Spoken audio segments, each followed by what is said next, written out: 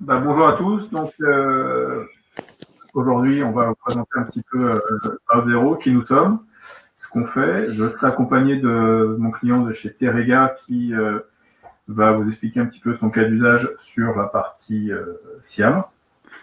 Alors, l'agenda qu'on a défini ensemble, c'était de donc, parler un petit peu de la flexibilité et de l'évolutivité du SIAM. L'état des applications en 2020 avec un retour, enfin une analyse qu'on a fait chez nous auprès de nos clients. Vous parlez du build versus buy de la plateforme Auth0 et puis on finira avec le meilleur pour la partie retour d'expérience. Alors sur la partie SIAM, en fait, on a beaucoup d'analyses qu'on fait avec Forrester ou Gartner. Ce qui se passe, c'est qu'aujourd'hui, on a de plus en plus de contraintes en termes d'authentification quand on veut, je dirais, élargir la gestion des accès sur des applications mobiles et des applications web. Il faut qu'on sorte d'un mode de fonctionnement qu'on avait jusqu'à présent, qui était un mode un peu en mode silo, où finalement on s'aperçoit que ce mode-là est souvent très complexe et à maintenir et à faire évoluer. Donc ça, c'est clairement aujourd'hui ce qui ressort des différentes études. Alors pourquoi on se pose la question et on invite nos clients à revoir un petit peu la stratégie d'authentification sur 5 points importants qui sont bien sûr la maintenabilité. Combien ça coûte sur un court et moyen terme de maintenir une application qui va être souvent caduque, à peine mis en production. La partie silo d'identité, donc comment gérer ce principe-là, c'est-à-dire vraiment de siloter les applications, la partie SSO, qui peut être en double ou en triple, suivant les applications et l'architecture. Pareil, se poser la question autour des silos de sécurité. Est-ce qu'il y a des cohérences ou des incohérences entre les canaux de sécurité sur vos applications? Donc on s'aperçoit, ou nos clients, nos prospects qui travaillent avec nous, s'aperçoivent avec le temps qu'ils ont accumulé des différentes strates techniques ou technologiques sur des protocoles, par exemple, et ils s'aperçoivent que les applications peuvent être détournées assez rapidement parce qu'elles ont été construites en mode silo isolé à une époque. Et donc ça, aujourd'hui, c'est quelque chose qui coûte cher à une entreprise. On va aussi repenser la stratégie par rapport à la friction utilisateur. Donc là-dessus, Auth0, on en parlera dans la plateforme, est très avancé sur justement comment faire adopter les nouvelles règles d'authentification auprès des utilisateurs. Et puis, on va essayer d'apporter une vision de 360. C'est aussi un point important dans la stratégie, c'est à partir du client, savoir exactement ce qu'il fait et comment il le fait à travers les différentes applications et les règles d'authentification qui sont mises en place. Alors, difficile de dessiner vraiment l'IAM de demain. Ce qu'on sait, nous, aujourd'hui, c'est que, à travers les projets qu'on met en place, c'est que nos clients tendent vers le SaaS aujourd'hui. Donc ça, c'est quelque chose de plutôt positif sur la partie authentification. Et en même temps, ils ont des contraintes fortes parce qu'ils veulent pouvoir profiter d'une certaine flexibilité. Ils veulent quitter la partie un petit peu fait maison. Mais dans cette notion d'extensibilité, il faut intégrer effectivement beaucoup de critères parce que ça évolue vite, ça évolue de manière complexe également. Et pour ça, l'IAM de demain doit déjà intégrer un ensemble de critères de mise en place, de déploiement, de migration aussi vers le cloud, qui va intégrer tout un ensemble de nouveaux paramètres, de nouvelles contraintes, aussi bien pour le client que pour les plateformes qui vont héberger l'authentification. Alors, si on rentre un peu dans le détail, on a chez nous fait un petit peu l'analyse on a plus de 10 000 clients aujourd'hui, sur l'état de l'art en termes d'application et qu'est-ce qui se passe cette année, même si l'année n'est pas encore finie, en termes de développement. Alors, ce qui est intéressant, c'est que aujourd'hui, on a encore beaucoup d'équipes qui créent des applications, tant mieux, hein, même dans cette conjoncture un peu compliquée. Et on s'aperçoit en fait que les petites entreprises sont justement des entreprises qui développent de plus en plus d'applications. Donc en moyenne, on s'aperçoit qu'ils créent entre 2 et 5 applications par an. D'entreprises de moins de 100 employés n'en créent pas du tout. Voilà, donc ça c'est un petit peu l'étendard aujourd'hui de l'évolution des applications. Alors quand on parle de créer des applications, c'est souvent des refontes majeures, c'est pas juste des mises à jour. Donc on parle vraiment de refonte ou de nouveaux besoins autour de l'activité première de l'entreprise. Pour les entreprises de plus de 10 000 employés, c'est pareil, on est toujours sur 2 à 5 applications pour la majeure partie, enfin la moitié des entreprises sondées. Donc ça veut dire que là, il n'y a pas du tout de recrudescence, ça veut dire qu'on continue à faire vivre le système d'information. Et de ce fait, on doit se préoccuper je dirais, de comment et de quelle manière on va ouvrir l'accès à ces applications. Ça nécessite des fois de repenser l'approche, de repenser les protocoles, et on s'aperçoit que sur les applications qui sont développées, les 3/4 sont des applications destinées à des fins externes. Donc ça veut dire quoi? Ça veut dire que on va de plus en plus offrir de manière transparente ou pré-mâchée l'accès à des applications en mode mobile. Donc les gens vont, à partir de leur tablette, de leur téléphone ou de leur ordinateur, vont pouvoir accéder à leur application. Ça peut être à des fins commerciales, mais ça peut être aussi à des fins de mobilité, puisque de toute façon, on tend de plus en plus à être mobile en termes d'accès aux applications métiers. Dans 83% du temps, en fait, ces applications nécessitent une authentification. Là, il n'y a rien d'exceptionnel. Ça va de soi pour tous ces nouveaux développements faits dans le monde de l'entreprise. Alors, une question qui se pose, c'est qu'on a identifié un volume d'applications qui se développent chaque année. On voit à peu près le nombre d'applications qui vont être développées. Maintenant, on va se poser la question de est-ce qu'on va construire, développer nous-mêmes l'application ou on va, je dirais, scinder en fait ces deux parties-là dans le futur. Alors, justement, ça, on aide nos clients à se poser les bonnes questions par rapport à ça. La première question qu'on va, je dirais, identifier avec nos clients et prospects, c'est de dire comment vous vous sentez par rapport aux nouvelles normes aujourd'hui, les normes de sécurité. Donc, on parle beaucoup d'OpenID Connect, des SAML, de fédération et ainsi de suite. Donc ça, aujourd'hui, où vous en êtes par rapport à ça? Est-ce que c'est quelque chose que vous maîtrisez, que vous savez parfaitement intégrer dans vos applications? Donc ça, que vous pouvez maintenir aussi. Donc ça, c'est quelque chose qui est assez fort et qui fait partie des premiers points qu'on évoque avec nos prospects. Après, le point suivant, c'est de dire comment on va fédérer l'ensemble des comptes utilisateurs. Aujourd'hui, ça, c'est un vrai sujet, puisque ce qui se passe, c'est qu'on ne travaille jamais seul, même sur des applications web. On est souvent aidé pour essayer de toucher un maximum de consommateurs ou de clients. On va essayer de travailler avec des entreprises partenaires. Et donc là, la question va se poser de comment fédérer en fait ces ensembles de comptes pour simplifier l'accès aux applications.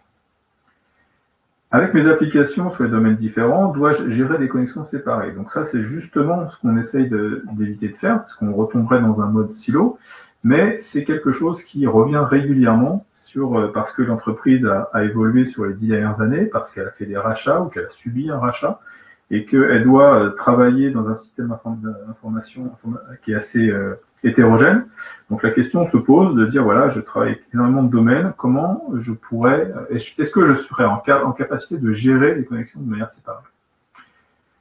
Un point qui est important, c'est attirer l'attention sur l'activité première de l'entreprise. Est-ce que mes développeurs, toute mon équipe R&D, je dois leur consacrer ou leur bloquer un temps qui peut être souvent indéfini sur la gestion des identités et le développement des identités au détriment des applications essentielles. Ça, c'est une vraie question. On voit en Europe qu'il y a différents marchés qui sont plus ou moins émergents et qui ont déjà plus une maturité sur ça. Mais ça, c'est une vraie question. Et aujourd'hui, on essaye petit à petit de focaliser les équipes de R&D plus sur l'activité première et je dirais pas d'inhiber cette partie-là, mais par contre de s'alléger de tout ce qui est protocole et tout ce qui est règles de sécurité avec des solutions tierces comme Auth0. Suis-je confiant dans les mécanismes mis en place pour parer les violations de données? Alors ça, c'est toujours un peu la question. De l'intérieur, on pense toujours qu'on l'est, jusqu'au moment auquel ça arrive. Et là, on se dit, finalement, on n'a peut-être pas forcément intégré ou mesuré l'ampleur. Et peut-être que certaines choses, certains critères ou façons de faire doivent être revus. Alors des fois, c'est revu en interne. Des fois, on préfère complètement dire, je vais faire confiance à une solution externe qui est plus au fait de ce qui se passe, des protocoles, des bonnes pratiques, et qui va me garantir en fait à limiter ces intrusions, plutôt que de chercher directement en interne à développer quelque chose qui de toute façon va être valide un certain temps et puis très vite va tomber dans l'obsolescence. Puis-je fournir des certifications industrielles que l'on exige à ma société? Ça, c'est pareil, c'est quelque chose que toutes les entreprises aujourd'hui ont pour mission, c'est-à-dire de pouvoir produire des certifications d'ISO diverses et variées sur leur activité en termes de sécurité. Il est plus facile de le faire quand on est équipé ou qu'on travaille en partenariat avec un éditeur de solutions ID SaaS, parce que automatiquement, il y a pas mal de codes, de cases qui sont déjà cochées et qui vous permettent justement de garantir une certaine sécurité auprès de vos clients et différents partenaires. Donc ça, ce sont des questions, la liste pourrait être beaucoup plus longue, mais c'est des questions qu'on retrouve assez régulièrement lorsqu'on établit ou on travaille sur les cas d'usage de nos clients et nos prospects. Alors, les avantages d'une solution SaaS, c'est déjà automatiquement, on va réduire par effet de levier la réduction des coûts d'ingénierie. C'est-à-dire qu'automatiquement, si on demande à nos équipes de développeurs de se focaliser un peu plus ou de chercher à optimiser un peu plus l'activité première de l'entreprise, on va forcément leur demander moins sur la partie authentification. Ça, c'est évident. On va aussi apporter automatiquement de par le fait que les plateformes d'authentification comme Auth0 suivent de manière régulière, on ne peut pas dire extrêmement régulière, les évolutions techniques en termes de sécurité, en termes de protocole et de conformité. Et donc automatiquement, on est quand même plus à la page, on va dire, de ce qui se fait de mieux ou ce qui va se faire à très court terme, pour aller améliorer la sécurité de vos applications. On va aussi, avec l'avantage d'une solution, avec une solution SaaS, c'est automatiquement, on va essayer de faciliter l'adoption. En fait, ça, c'est vraiment un point qui dépend bien sûr de votre activité première, mais pour les cas d'usage de type B2C, automatiquement, vous avez affaire aux consommateurs. Aujourd'hui, nos clients, avant de faire le choix de notre solution, avaient justement un goulot d'étranglement qui était fort entre le choix du produit sur la plateforme et le passage à l'acte jusqu'à la fin d'achat. On s'apercevait que automatiquement il y avait un gap important parce que les consommateurs trouvaient ça un petit peu rébarbatif d'être obligés de créer un compte alors qu'ils pouvaient très bien s'authentifier de manière plus simple avec et le même niveau de sécurité d'ailleurs avec un profil de type Gmail ou Facebook ou autre. Donc ça, c'est un avantage qui est indéniable et puis surtout qui suit les tendances du marché. Donc aujourd'hui, les gens se connectent avec Facebook, demain ils se connecteront avec un autre login social et qui sera de base intégré dans la plateforme. Automatiquement, l'impact là-dessus, c'est qu'on va augmenter les revenus de l'entreprise. Donc ça, on est vraiment dans des cas d'usage B2C. Donc ça, on peut le mesurer. On a des exemples chez nous de très grosses sociétés qui ont amélioré considérablement et amorti la solution parce que les revenus augmentaient en réduisant les frictions avec les consommateurs. On va se retrouver aussi avec la réduction du cycle de vente de l'intégration. Ça veut dire quoi? Ça veut dire que demain, vous lancez une nouvelle gamme de produits, de services au sein de votre application mobile ou web. Le temps d'intégration de cette nouvelle fonctionnalité, de ce nouveau service et la population qui pourra en bénéficier, automatiquement, en séparant la partie authentification, vous allez gagner du temps, puisqu'on va être nous capables de pouvoir intégrer l'accès à cette nouvelle gamme de produits de manière plus simple, automatiquement. Et puis surtout, dernière chose, c'est qu'on ne travaille jamais seul, donc pour pouvoir intégrer vos contraintes techniques ou vos contraintes de fonctionnement, on va prendre en charge, je dirais, un maximum de fournisseurs d'identité du marché. Donc, aller se connecter à du Microsoft, aller se connecter à différentes plateformes qui vont fournir la base de vos employés ou de vos consommateurs, par exemple. C'est quelque chose qui, justement, est intégré dans la plupart des solutions et qui vous évite d'aller faire du développement spécifique pour aller vous connecter à ces différents fournisseurs. Donc ça, c'est quelque chose que l'on fait de manière native et qui est un point important dans toutes les solutions, et dit ça de manière générale. Alors, la plateforme Web 0, en fait, pour rentrer un tout petit peu dans le détail, nous, ce qu'on essaye de faire, c'est de construire une identité moderne, c'est-à-dire que on veut faire en sorte que, d'un point de vue utilisateur, ça soit transparent, d'accord. Mais derrière, c'est construire une application d'authentification, c'est construire une application en tant que telle. Donc, aujourd'hui, comme je l'expliquais précédemment, est-ce que ça a encore du sens d'aller se rajouter ou d'aller développer quelque chose qui nécessite une expertise qui intègre beaucoup plus de complexité qu'avant, puisqu'aujourd'hui, on tend vers le cloud, donc ça veut dire qu'on va devoir sécuriser sécuriser les accès à partir de solutions qui ne sont plus hébergées chez vous. Donc automatiquement, ça nécessite un développement important. Donc nous, on va essayer, avec notre plateforme, de proposer quelque chose de moderne, de transparent au maximum pour les utilisateurs, et surtout de vous affranchir de cette partie-là qui peut être extrêmement longue et contraignante. Donc, notre plateforme, c'est une plateforme qu'on dit universelle. Pourquoi? Parce qu'on va couvrir 3 cas d'usage, mais les 3 plus fréquents, avec des combinaisons internes, bien sûr. On va couvrir la partie B2C, donc tout ce qui est consommateur, enfin les applications liées aux consommateurs. On va couvrir les cas d'usage qui permettent de gérer vos partenaires de business, d'accord, donc avec des droits bien précis, des accès et autres. Et on va également gérer vos employés avec notre plateforme, nos employés qui peuvent être sur le cloud, connectés à différents annuaires du marché.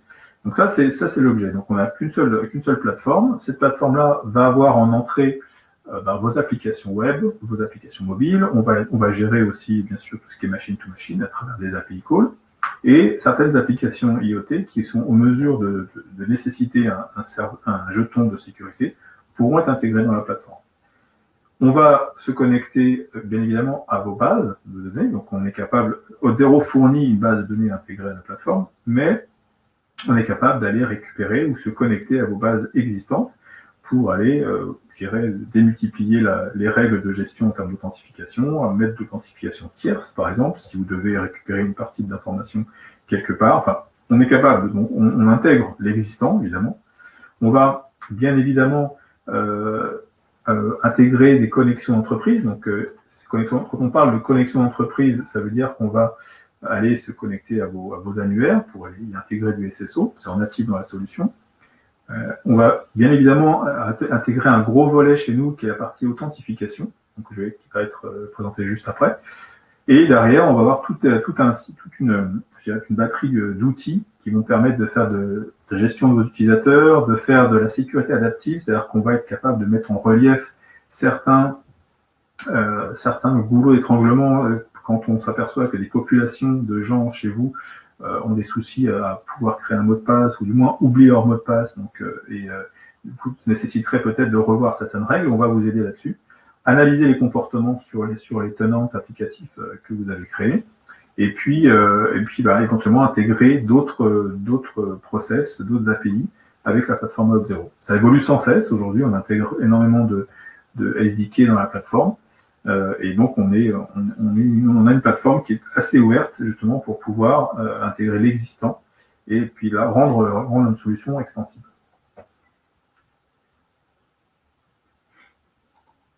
Justement, pour parler de la partie authentification et la partie l'adoption sociale, c'est quelque chose qui est très important chez nous. Donc, vous pouvez, alors cette liste n'est pas exhaustive, elle évolue assez régulièrement, mais on a mis vraiment sous forme de flag, en fait, directement des fonctionnalités qui permettent de dire, voilà, telle population de gens pourront s'authentifier avec leur compte Gmail, Facebook, Apple ou autre.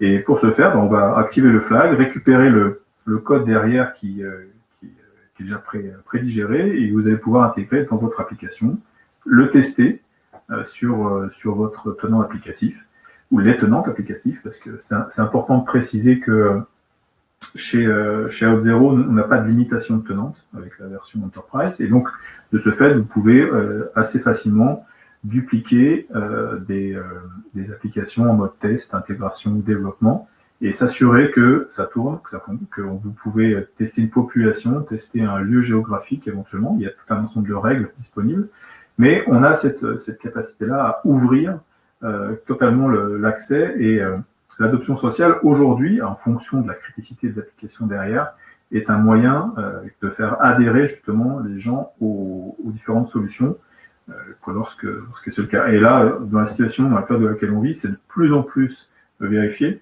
On reçoit énormément de demandes à ce niveau-là pour rendre les gens le plus efficients possible par rapport à leur application et qu'ils puissent travailler de manière mobile. Alors, ça peut être à travers une tablette, ça peut être à travers un smartphone. Mais voilà. Et donc cette liste-là évolue sans cesse. On rajoute des nouveaux composants pour la rendre de plus en plus flexible. En ce moment, on parle de France Connect pour le territoire français, qui permet justement d'aller s'affranchir de certaines authentifications et donc d'ouvrir l'accès aux applications web pour le monde, pour le grand public à travers un compte France Connect. Voilà, ça c'est pour vous dresser un petit peu un tableau de notre plateforme. On sera ravis bien sûr de pouvoir vous en expliquer un peu plus le cas échéant. Donc en parallèle à ça, je vais peut-être laisser la main à Nicolas, si Nicolas nous entend.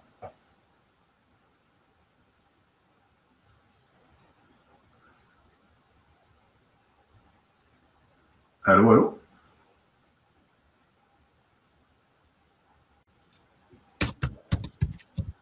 Allô? Oui, Nicolas? Oui, vous m'entendez? Je t'entends. Très bien. Donc, je me présente, Nicolas Raskoviak. Donc, je suis client de la solution Auth 0 depuis à peu près 1 an et je vais essayer je remercie Laurent déjà pour m'avoir donné la parole là sur ce créneau et je vais essayer de faire écho un peu à tout ce que vient de dire Laurent par rapport à mon retour d'expérience dans la mise en œuvre de la solution pour la société Terega. Donc, je suis, moi, aujourd'hui, salarié de la société Terega. Terega, c'est une société que je vais vous présenter rapidement, qui a des enjeux très particuliers et un domaine métier très particulier. Voilà. Donc, je ne sais pas si j'ai la main pour changer les slides. Ouais, super, okay. Nickel. Donc Terega, vous connaissez sûrement pas comme société, c'est pas une société grand public, c'est une société qui est plutôt niveau industriel, mais vous connaissez très bien une autre société, je pense, qui fait exactement le même travail que nous, qui s'appelle GRT Gaz. Aujourd'hui, le transport et le stockage du gaz de façon industrielle est réparti sur 2 entreprises en France, Terega pour le Grand Sud-Ouest et GRT Gaz pour l'ensemble de la France. Donc notre métier, c'est le transport du gaz. Donc on assure la communication du gaz entre les pays frontaliers, les terminals méthaniers, et puis les autres distributeurs ou les clients industriels. On a un autre métier qui est le stockage du gaz. Aujourd'hui, on a sur un stockage qui est le stockage de Lussanier 24% des capacités françaises de stockage du gaz. Donc on a un des plus grands stockage français, qui a en plus un intérêt, c'est qu'il est un des plus rapides en injection et en soutirage, c'est-à-dire que c'est un des plus performants d'un point de vue soutirage. Le marché de Terega, il est un peu complexe, parce que le gaz, je pense que tout le monde est conscient de ça, on est dans une évolution aujourd'hui du marché du gaz qui, en particulier le transport, va pas forcément aller dans le bon sens pour nous, c'est-à-dire qu'on est sur un marché qui va être un marché qui va avoir une tendance à se réduire de plus en plus. Ça, c'est la première chose. La deuxième chose, c'est que ce marché du gaz, il est aujourd'hui régulé, c'est-à-dire qu'il est soumis à une régulation européenne et à une régulation française qui nous impose finalement un périmètre de travail. C'est-à-dire qu'on n'a pas la possibilité aujourd'hui dans ce périmètre du transport et du stockage, de finalement pouvoir faire grossir notre chiffre d'affaires. Donc, si je résume, on va avoir un chiffre d'affaires qui va continuer à se réduire, et puis il faut qu'on trouve quelque part des marges d'efficience. Ces marges d'efficience, on a forcément eu besoin de réfléchir pour les trouver. Et il y a eu un plan d'entreprise qui a été lancé en 2017, qui a eu vocation à dire, ben voilà, on va transformer notre entreprise de manière à pouvoir faire de l'efficience. Alors, comment on va faire de l'efficience, sachant que on va pas pouvoir augmenter finalement dans un premier temps le marché, puisqu'on est sur un marché régulé, on peut pas aller, on peut pas aller sur d'autres, explorer des nouveaux marchés. Bah, la solution, elle va être de dire, on va refondre notre système d'information, et par la refonte de système d'information, on va essayer de libérer des énergies. Donc, on va essayer de libérer des énergies. Comment?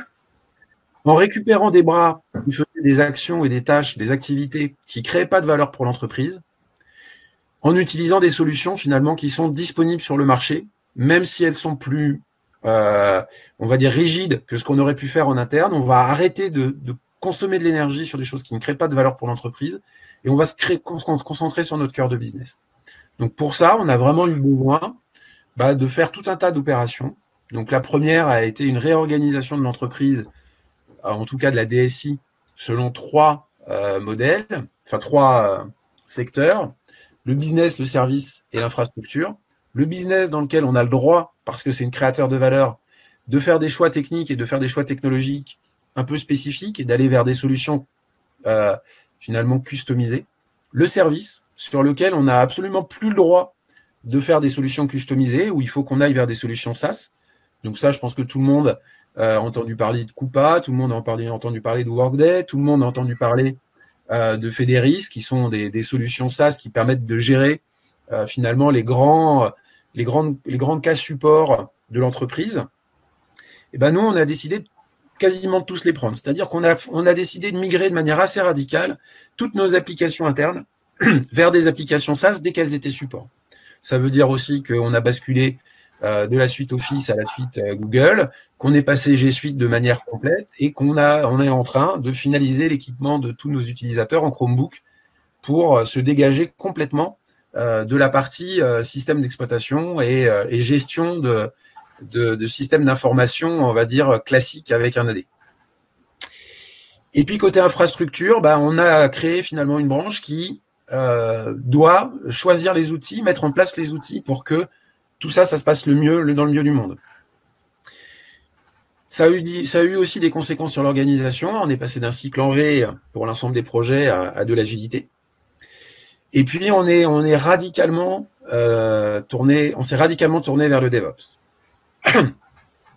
L'agilité a eu ses limites assez rapidement. On a mis en place Ceph. Ceph, pour ceux qui nous connaissent, c'est de l'agilité à l'échelle, la capacité à pouvoir finalement mettre en place plusieurs projets agiles qui vont cohabiter et qui vont se structurer d'un point de vue organisation pour pouvoir échanger et fonctionner ensemble.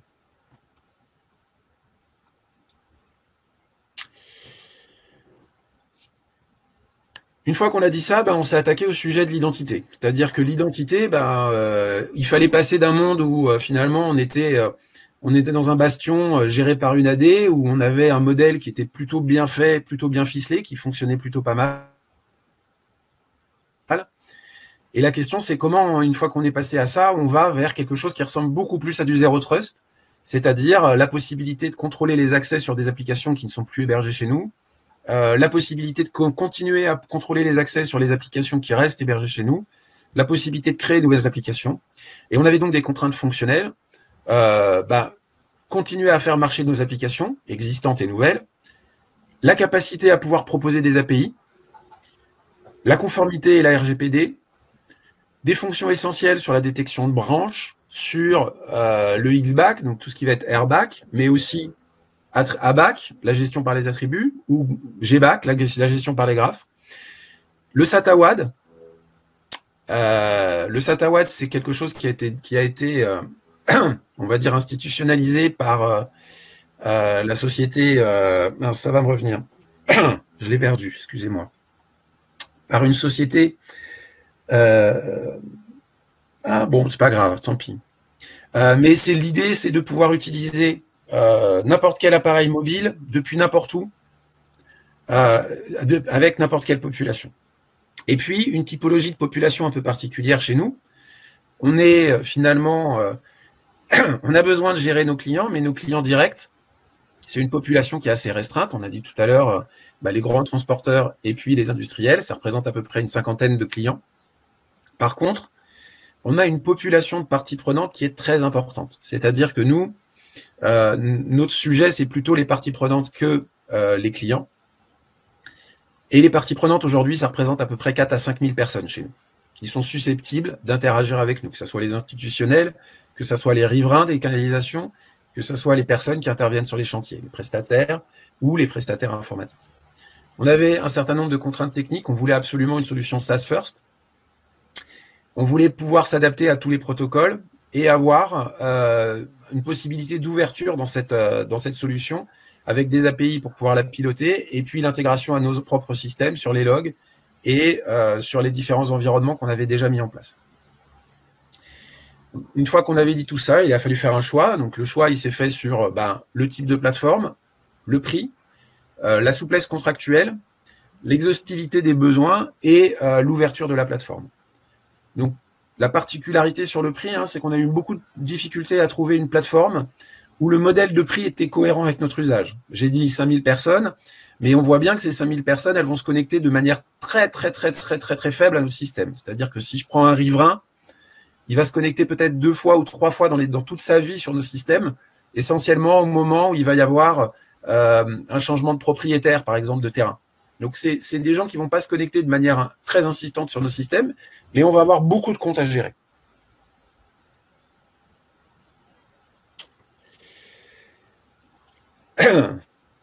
Donc, le sujet d'après, c'était finalement comment je vais réussir à faire ça, comment je vais gérer mon changement. Le premier choix qu'on a eu, c'était de maintenir l'IDP. Donc, il fallait que aujourd'hui, on avait déployé l'IDP de Google, il fallait qu'on puisse continuer à ce que les utilisateurs, de manière transparente, se connectent avec les mêmes identifiants qu'auparavant. Le deuxième point, c'était de profiter des opportunités. C'est-à-dire qu'on ne voulait pas faire un déploiement Big Bang. Pour éviter le Big Bang, on s'est dit on va profiter des opportunités qui se présentent. Nouvelles applications qui seraient susceptibles d'arriver et qui seraient du coup disponibles pour s'intégrer dans cette plateforme. Et puis, profiter des opportunités, c'est aussi s'intéresser aux applications qui ont des problèmes avec l'authentification, pour lesquelles on a un récurrent de soucis liés à l'authentification. Créer une dynamique de succès, on continue sur les opportunités, on a pris les opportunités, on les a déployées, elles fonctionnent bien, elles ne posent pas de problème, tout le monde est satisfait. On avait des problèmes d'authentification sur certaines applications, on les bascule, on n'a plus les problèmes d'authentification, et donc on crée une dynamique de succès qui fait que il n'y a plus de réticence finalement à basculer sur le nouveau système et c'est beaucoup plus facile d'emmener tout le monde. On va industrialiser de manière forte, c'est-à-dire qu'on va tout de suite tirer sur l'industrialisation. Il faut que la plateforme elle soit en capacité à supporter, là en l'occurrence pour l'instant, des déploiements au travers de Bitbucket, mais demain on va mettre en place du Terraform. Et puis on va s'appuyer sur une population acquise. La dynamique de succès fait que finalement il y a une population qui devient, qui nous soutient dans le déploiement et sur laquelle on peut s'appuyer pour aller vers d'autres initiatives plus compliquées. Donc j'ai mis une petite phrase.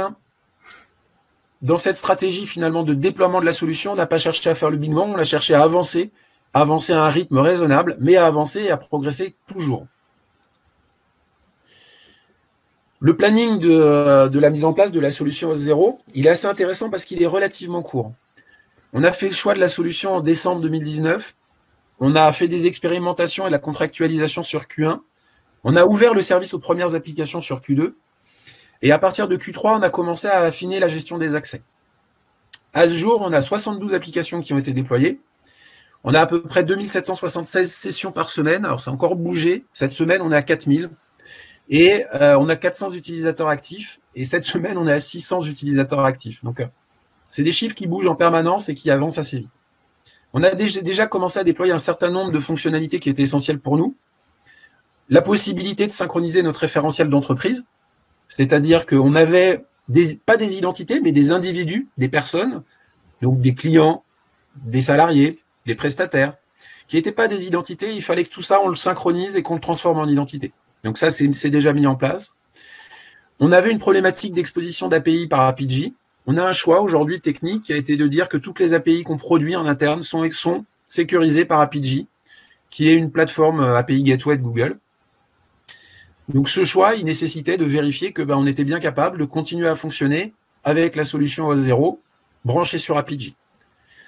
Et puis on a commencé à travailler sur la gestion des accès, les attributs, les règles et le contexte qui nous permettent de donner un accès ou non. Donc là, on est vraiment sur tout ce qui va être Zero Trust, tout ce que vous avez pu entendre ce matin, je pense déjà sur les premières conférences Zero Trust. Et puis tout ce qui va être customisation des interfaces, faire en sorte que l'utilisateur, finalement, il soit un peu dans un univers qu'il maîtrise, avec les logos qu'il maîtrise et avec des chartes graphiques qu'il maîtrise. Donc ça, c'est tout ce qu'on a réalisé, finalement, en assez peu de temps.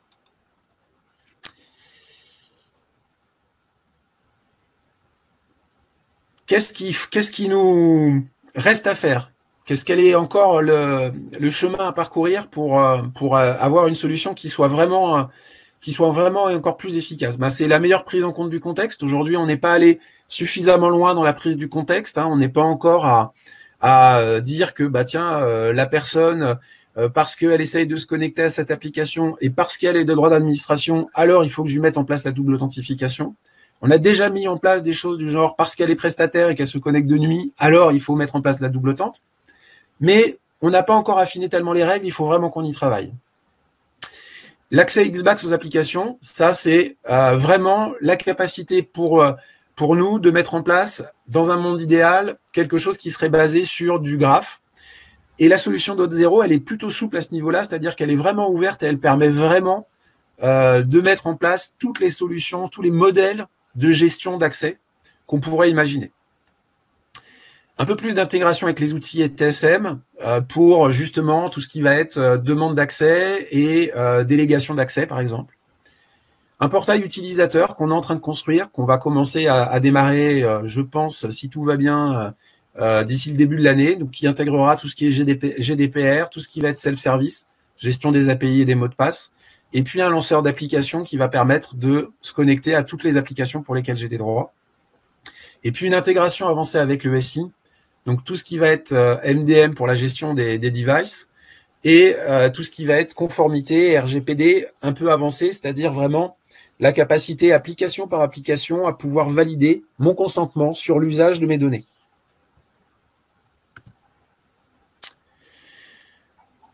En synthèse, par rapport à ce que je viens de dire, c'est que pour nous, c'était vraiment évident que ce sujet d'authentification, c'était pas quelque chose sur lequel on était capacité, nous, en interne, à monter en compétence.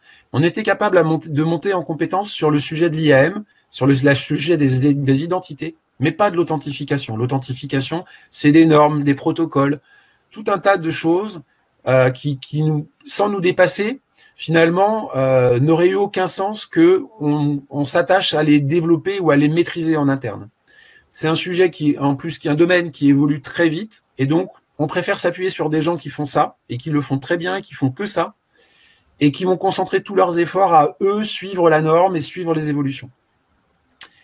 La deuxième, c'est qu'on a maximisé l'utilisation des standards, en particulier sur ce sujet qui est un sujet support. Il ne s'agit pas de réinventer la poudre, on va utiliser ce qui existe et on va essayer de rentrer dans les contraintes de ce qui existe, parce que finalement, on ne crée pas de valeur à faire des écarts là-dessus. Et puis le troisième point, c'est l'agilité et l'industrialisation. On avance par petits pas et on met en prod.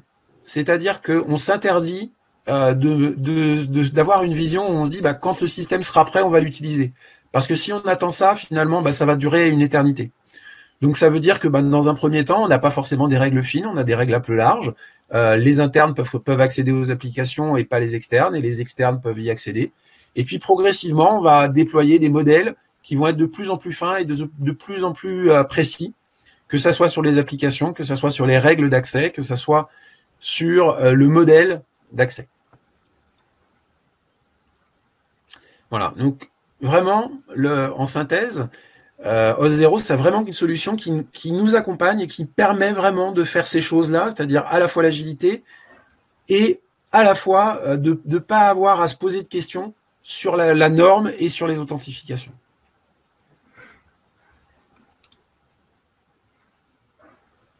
Ok, merci Nicolas. Je pense qu'on n'aura pas pu faire mieux au niveau explication. Donc maintenant, écoutez, on est à votre disposition, n'hésitez pas donc, à nous demander des informations, éventuellement, on peut préparer des démonstrations assez faciles sur des cas d'usage.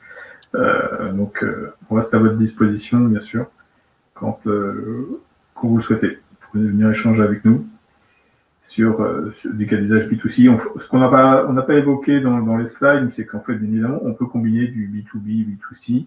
On est capable de faire du B2B2C, donc évidemment avec la plateforme. Et ce sont des sujets qu'on sera ravis de partager avec vous le moment voulu.